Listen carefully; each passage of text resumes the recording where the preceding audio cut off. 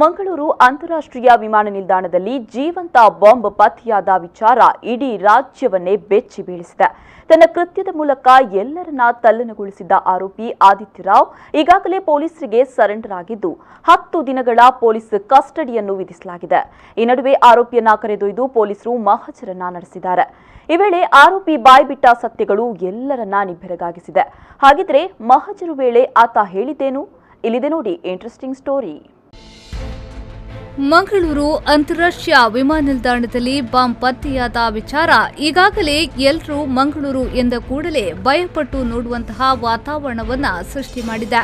ಎಲ್ಲರೂ ಪ್ರಕರಣದ ಜಾಡನ್ನ ಹಿಡಿಯಲು ಹರಸಾಹಸ ಪಡುತ್ತಿದ್ದಂತೆಯೇ ಬೆಂಗಳೂರು ಡಿಐಜಿ ಕಚೇರಿಯಲ್ಲಿ ಪೊಲೀಸರಿಗೆ ಶರಣಾಗುವ ಮೂಲಕ ಆರೋಪಿ ಆದಿತ್ಯ ರಾವ್ ಈ ಪ್ರಕರಣಕ್ಕೆ ಟ್ವಿಸ್ಟ್ ತಂದುಕೊಟ್ಟಿದ್ದ.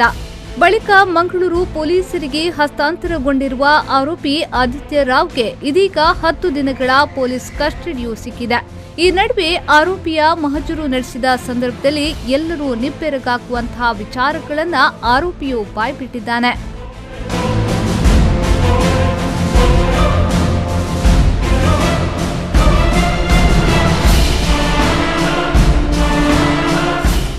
ಮಂಗಳೂರು ವಿಮಾನ ನಿಲ್ದಾಣದಲ್ಲಿ ಸ್ಫೋಟಕ ಇರಿಸಿದ ಆರೋಪಿ ಆದಿತ್ಯ ರಾವ್ನನ್ನ ಗುರುವಾರ ನ್ಯಾಯಾಲಯದ ಮುಂದೆ ಹಾಜರುಪಡಿಸಲಾಗಿದ್ದು 10 ದಿನಗಳವರೆಗೆ ಪೊಲೀಸ್ ಕಸ್ಟಡಿಗೆ ಒಪ್ಪಿಸಲಾಗಿದೆ. ಈ ಹಿನ್ನೆಲೆಯಲ್ಲಿ ಎಸಿಪಿ ಬೆಳ್ಳಿಯಪ್ಪ ನೇತೃತ್ವದ ತನಿಖಾ ತಂಡ ಇಂದು ಬಾಂಬ್ ಇರಿಸಿದ್ದ ಸ್ಥಳವಾದ ಮಂಗಳೂರು ಅಂತಾರಾಷ್ಟ್ರೀಯ ವಿಮಾನ ನಿಲ್ದಾಣಕ್ಕೆ ಆರೋಪಿ ಆದಿತ್ಯ ರಾವ್ನನ್ನ ಕರೆದೊಯ್ದು ಸ್ಥಳ ಮಹಜರು ನಡೆಸಿದ್ದಾರೆ. ಈ ವೇಳೆ ಯಾವುದೇ ಆತಂಕ ಭಯವಿಲ್ಲದೆ ಬಾಂಬರ್ ಆದಿತ್ಯ ರಾವ್ ಎಸಿಪಿ ಬೆಳ್ಳಿಯಪ್ಪ ನೇತೃತ್ವದ ತನಿಖಾ ತಂಡದ ಮುಂದೆ ಏರ್ಪೋರ್ಟ್ನಲ್ಲಿ ಬಾಂಬ್ ಇಟ್ಟು ಪರಾರಿಯಾದ ಬಗ್ಗೆ ಎಳೆಯಾಗಿ ವಿವರಿಸಿದ್ದಾನೆ. ಆದಿತ್ಯ ರಾವ್ ತಾನು ಮೊದಲು ಬಂದು ಇಳಿದಿದ್ದ ಸ್ಥಳದ ಬಗ್ಗೆ ವಿವರಿಸಿ ಬಳಿಕ ಎಂಟ್ರಿ ಗೇಟ್ ಮೂಲಕ ಒಳ ಪ್ರವೇಶಿಸಿ ಇಲ್ಲೇ ಬಾಂಬ್ ಇದ್ದ ಬ್ಯಾಗ್ ಇರಿಸಿದ್ದಾಗಿ ಕಬ್ಬಿಣದ ಚೇರ್ ಒಂದನ್ನ ತೋರಿಸಿದ್ದಾನೆ.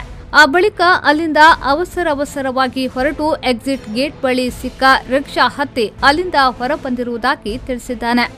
ಸ್ಫೋಟಕವಿರಿಸಿದ ಬಗ್ಗೆ ಆದಿತ್ಯ ರಾವ್ನಿಂದ ಸಾಕಷ್ಟು ಮಾಹಿತಿ ಕಲೆ ಹಾಕಿದ ತಂಡ ಆ ಬಳಿಕ ಅಲ್ಲಿಂದ ಆದಿತ್ಯ ರಾವ್ ಮತ್ತೊಂದು ಬ್ಯಾಗ್ ಇರಿಸಿದ್ದ ಸೆಲೂನ್ ಬಳಿ ಆತನನ್ನ ಕರೆದೊಯ್ದಿದ್ದಾರೆ. ಎಲ್ಲವನ್ನ ಕೂಲಾಗಿ ಉತ್ತರಿಸಿರುವ ಆರೋಪಿ ಆದಿತ್ಯನ ವರಸೆಗೆ ಸ್ವತಃ ಪೊಲೀಸ್ ಅಧಿಕಾರಿಗಳೇ ದಂಕು ಬಡಿದಿದ್ದಾರೆ.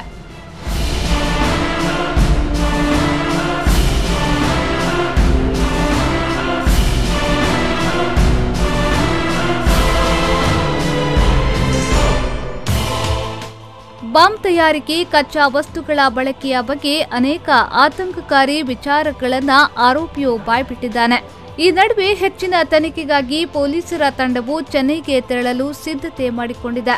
ಈತ ಸ್ಫೋಟಕ ತಯಾರಿಸಲು ಅಗತ್ಯ ಇದ್ದ ರಾಸಾಯನಿಕ ಸಹಿತ ಮತ್ತಿತರ ವಸ್ತುಗಳನ್ನು ಚೆನ್ನೈನಿಂದ ಆರ್ಡರ್ ಮಾಡಿಕೊಂಡು ತರಿಸುತ್ತಿದ್ದ. ಈ ವಿಚಾರಣೆಯಲ್ಲಿ ಮಾಹಿತಿ ಬಹಿರಂಗಪಡಿಸಿದ್ದು, ಈ ಹಿನ್ನೆಲೆಯಲ್ಲಿ ಇನ್ನು 10 ದಿನದ ಒಳಗೆ ಆತನನ್ನ ಚೆನ್ನೈಗೆ ಕರೆದೊಯ್ದು ವಿಚಾರಣೆ ನಡೆಸುವ ಅನಿವಾರ್ಯತೆ ಪೊಲೀಸರ ಮುಂದಿದೆ. ಮುಂದೆ ಏನಾಗುತ್ತೆ ಅನ್ನೋದನ್ನ ಕಾದು ನೋಡಬೇಕಾಗಿದೆ. ಬ್ಯೂರೋ ರಿಪೋರ್ಟ್, ವಿ4 ನ್ಯೂಸ್ 24/7 ಮಂಗಳೂರು.